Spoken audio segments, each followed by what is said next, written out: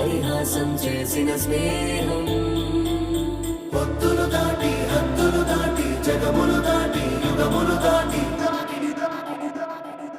చెయ్యంది